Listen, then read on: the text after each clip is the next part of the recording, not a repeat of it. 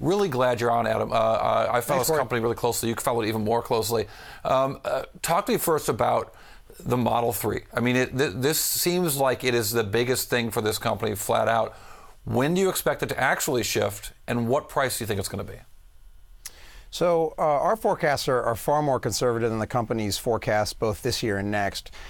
We expect this vehicle goes into kind of a soft launch mode into the fourth quarter this year, and our forecast is for 2,000, now not 20,000, not tens of thousands, but 2,000 units delivered at the end of this year. That's a very small above zero number. The point of this year is just to have those initial deliveries done, to get the data and the initial feedback from the community. Next year, we're at about 80,000 units. So yes, they've talked about 400,000 or that kind of pace of production. We are nowhere near that. And even if you go out a few more years to 2020, I believe our numbers right now are less than half, maybe a third of what management has been implying they could do. So in spite of that, right, we are constructive on the investment story. All right, so the price of the car, what do you think the price of the car is going to be? We have used in our model an average transaction price of around $60,000. So I know there's been a lot out there about That's not 35. That's I'm not good at math, but that's more than 35,000. It is. We think that the kind of people that will put in the order for that car, they won't want the $35,000 version. Okay. So while they technically could deliver that, we think once it's spec'd up with the range and the performance and safety capabilities that the average customer will activate, very few customers will actually walk out the door at that entry-level price. It's more of an advertisement. We think it's going to transact more like 60.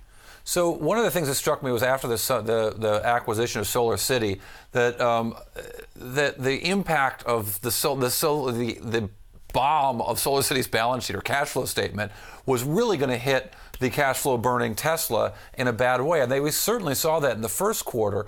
How do you expect that to moderate? Well, that's going to be up to them to prove, right? So they have acquired another cash-consuming operation, and one with a fairly sizable balance sheet as well, okay, which adds even more financial leverage to the story. And a lot of investors, understandably, thought, we didn't sign up for this. And so throughout the summer, and we were also on the sidelines as well during that time as we digested it.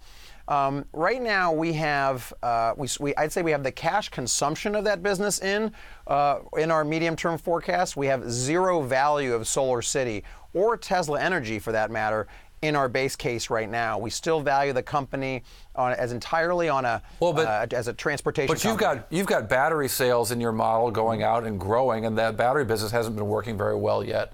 Where's the give and take there?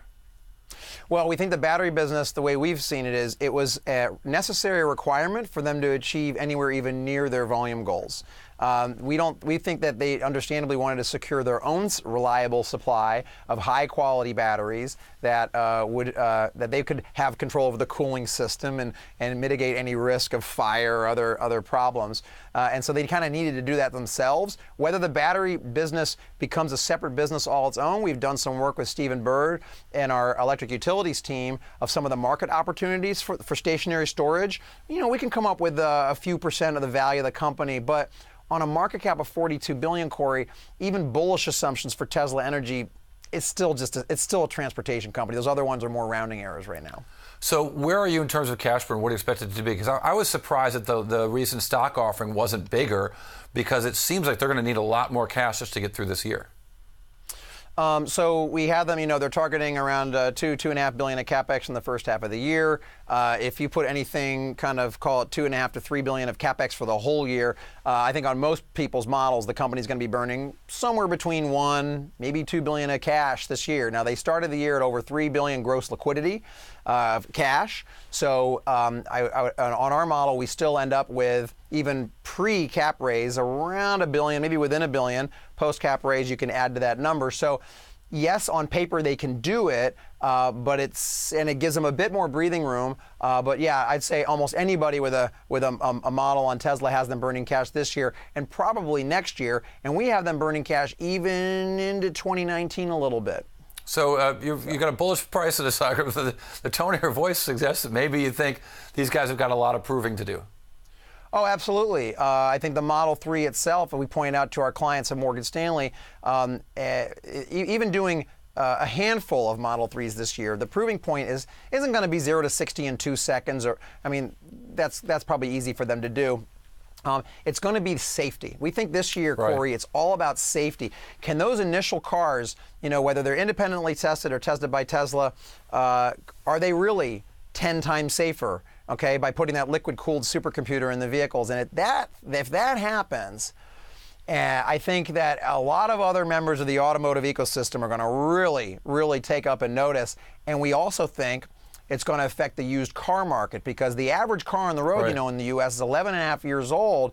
Some of them have tape decks, practically no software, and if this vehicle really works with a steering wheel, we're going to have a used car problem that can affect the asset-backed securitization market, the FinCos, the rental car companies. There's all sorts of interesting things that could happen at that point. I guess one more question.